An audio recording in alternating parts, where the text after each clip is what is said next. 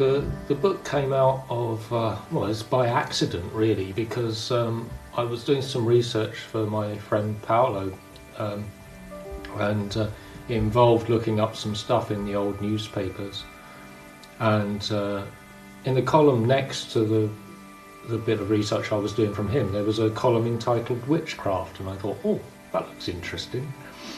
So I started reading it, and the names of the people and the places in this column started looking interesting, and I recognised places, and it was talking about the village of Collerton Raleigh in Devon.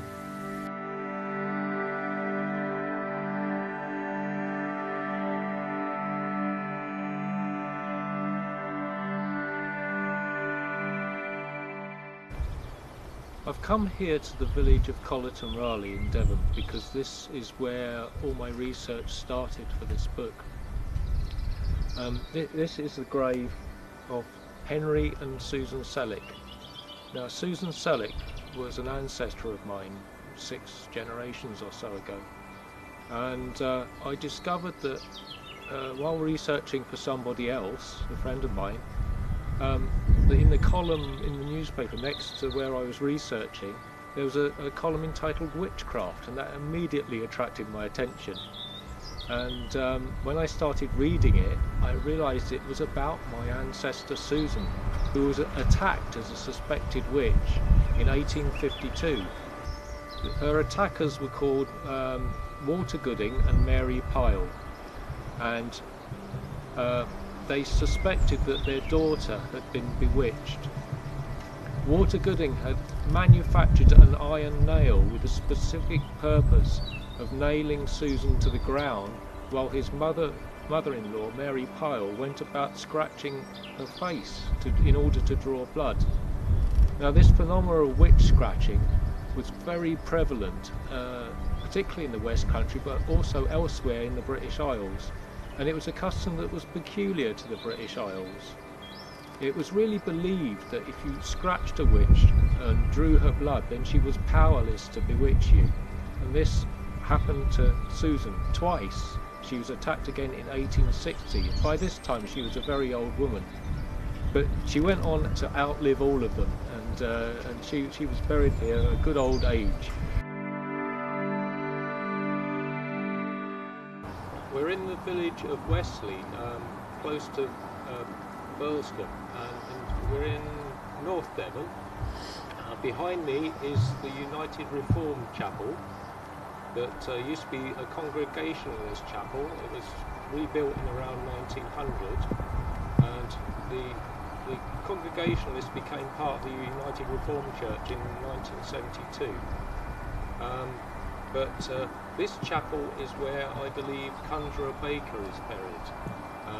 That's Benjamin Baker, the son of Richard Baker, who liked to be known as Magnus Baker, the great conjurer. And the reason why Benjamin Baker wanted to be buried here is because he was one of the custodians of the chapel, and he believed that if he was buried in the church, then the resurrection men will come and dig him up and sell him to the surgeons. So he thought he would be safer being buried on his own property, and he specified that in his will. The oldest grave here is one of the Baker family, a George Baker, but I cannot find the actual gravestone of Conjurer Baker, but I'm sure he's in here somewhere. In researching the Conjurors, I found there was another one in Cornwall, and he was in the village of Laddock near Truro, and he was quite famous too. He got in the national newspapers. He started off, I think he was in the Cornishman, and then he was in the Globe, and it was to the extent that people were writing letters from up north to the local vicar to find out more about him, because he sounded really interesting. Because in 1808, a local blacksmith had gone missing on a Saturday, and by Sunday his relatives and friends were getting really worried, and he hadn't returned.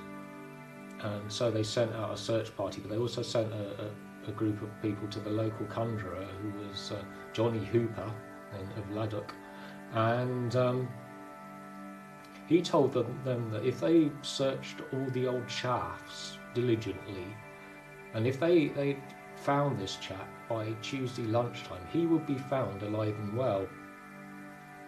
And by Tuesday lunchtime, they came across this mine shaft that was 7 fathoms deep, and sat at the bottom of this was this chap who had gone missing. And apparently all the time he was there, he never had want for food nor drink, and he wasn't quite sure how he got there. But that's where he was, and they found him, and he was safe and well. And after that, Johnny Hooper's fame spread both far and wide. He used an old glass stopper from a decanter as his crystal ball for scrying. Apparently he couldn't read or write, but he did quite well out of his conjuring. And the local villagers decided to test him. So they baked up a pie with a mysterious meat in it, which they served up to him at the local pub called the Falmouth Arms. And he was there chomping away at this pie, and can't figure out what this tastes like. It's a bit weird, quite tasty, but a bit weird. But there's no way I can guess what kind of meat it is. So he says to the people who are gathered around, he says, "Well, I guess you caught the old fox at last." And they were utterly shocked, because what they'd done, they caught the old fox who was plaguing the village and baked him up and put him in a pie, and it was fox meat that he was eating. But he didn't realise that, but then his fame was even more secured as a conjurer because he managed to guess the meat. So that was a lovely little story that I managed to pick up from 2 sources actually. So one was fictional, one was semi-fictional, and the other one was a story that was recounted to a traveller on a coach. So quite a nice little story, that one. In researching Conjurer Baker, I come across another article written by a clergyman that was vilifying yet another conjurer that was in his parish. And I got a name from that, and his name was Henry Parry.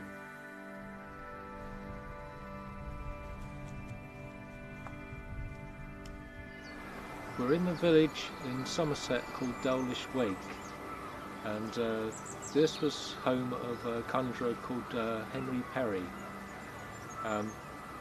Henry Parry was an interesting chap. He started off, as far as I could tell, as a servant at Park House, which is at the top of the village opposite the church.